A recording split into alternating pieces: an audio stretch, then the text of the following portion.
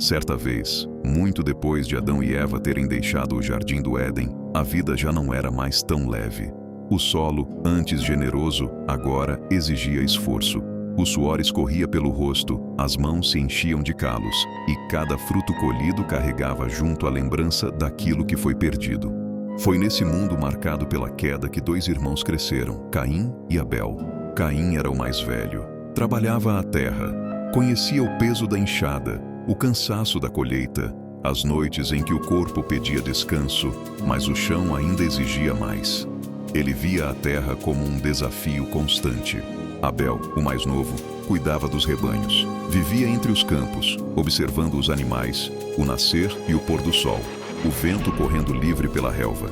Enquanto Caim lidava com a terra dura, Abel convivia com o movimento vivo do rebanho. Um dia, os dois decidiram levar uma oferta ao Senhor. Caim levou frutos da terra, colheu parte do que o solo havia produzido e apresentou diante de Deus. Abel, por sua vez, escolheu as primeiras e melhores crias de seu rebanho e ainda a gordura delas. O texto bíblico não entra em detalhes sobre a aparência das ofertas, mas deixa claro algo profundo. Deus atentou para Abel e para sua oferta, porém, para Caim e para a oferta dele, não atentou.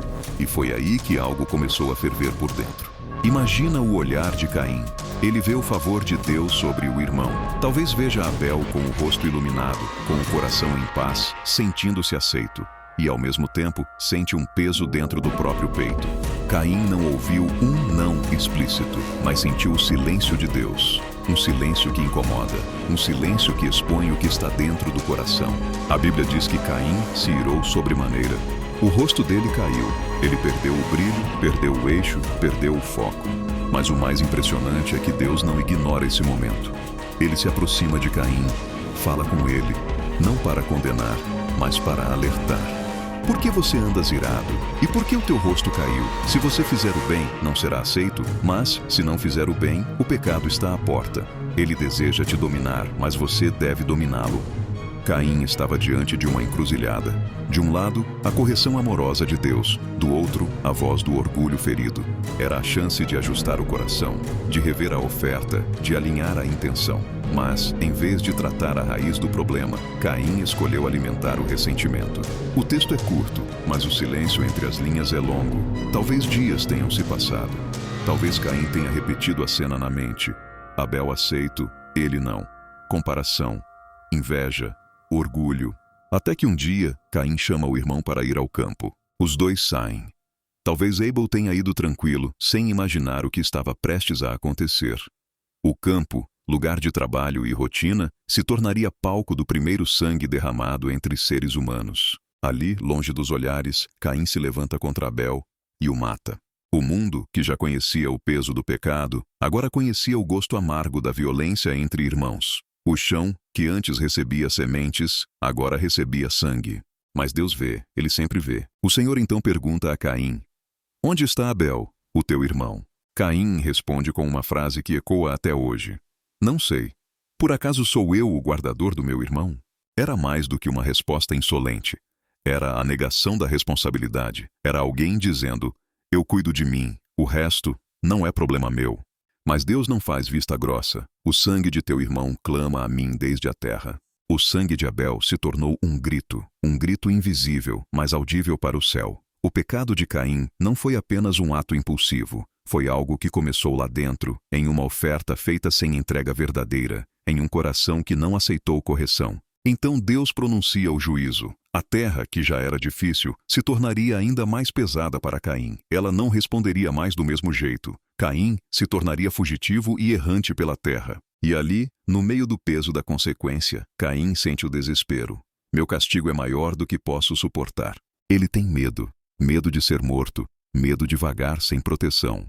Mas, mais uma vez, a justiça de Deus vem acompanhada de misericórdia. O Senhor coloca um sinal em Caim para que ninguém o matasse. Mesmo depois de um crime tão terrível, Deus ainda o cerca com proteção. Não para anular as consequências, mas para mostrar que, mesmo quando o ser humano falha, ele continua sendo justo e, ao mesmo tempo, misericordioso.